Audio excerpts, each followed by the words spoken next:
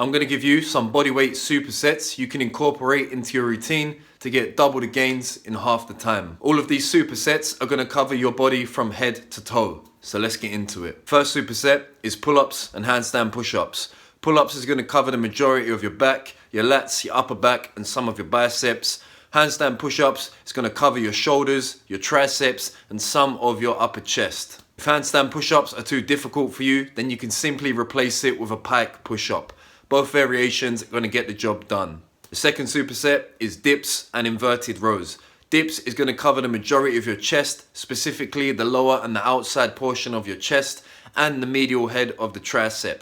Inverted rows is going to cover the majority of your upper back and some of the outside head of your biceps. For the inverted row, the wider the grip and the higher you row it, the more emphasis you'll put on the upper back. The closer the grip and the lower you row it on your body, the more emphasis you're going to put on the lats. But both variations are going to toast your upper back. Third superset is ring skull crushers and ring curls. The ring skull crusher is going to smoke all of your tricep.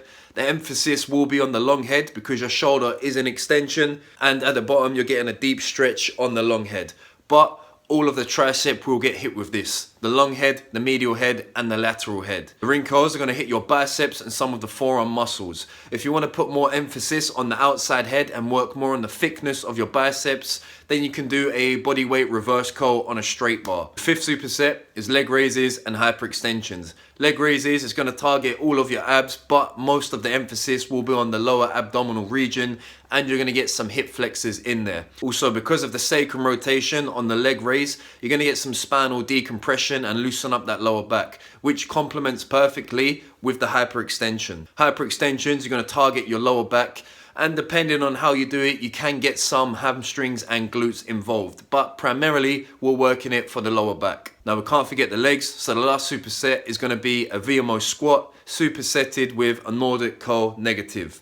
The VMO squat is going to target mainly the VMO muscle, hence the name, which is the inside of the quad, commonly known as the teardrop muscle. So for this exercise, you're going to stay perfectly vertical and you're going to push your knees as far forward as you can and get a maximum knee bend. Now with the VMO squat, you need to be extremely careful with it. It is very harsh on the knees if you've never done it before. So I can't emphasize enough to work slowly into the VMO squat. So hold on to something above you or by the sides of you, or even place a resistance band on something above you to make the exercise easier. You really want to start light with this movement and really go through the motions very slowly. And the Nordic curl negative is going to smoke your hamstrings, trust me. If you've never done this exercise before and you do it, for the next few days after, you're going to be sore as fuck. So we're only doing the negative portion of this lift because quite simply, it's extremely hard to do one single rep of a Nordic curl. For the vast majority of you out there, myself included, one rep is going to be literally impossible to perform. So we're going to focus on the negative portion of the lift.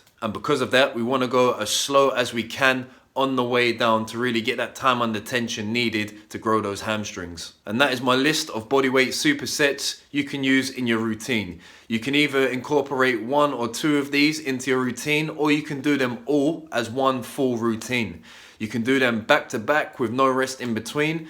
I personally like to do supersets with about 60 seconds of rest in between each superset. So I'll do a pull-up, rest for a minute, and then go into the handstand push-up. That's how I would do it, just so my cardiovascular system doesn't get in the way of me reaching muscular failure, so I can train the muscles harder and hit those higher threshold motor units a bit easier.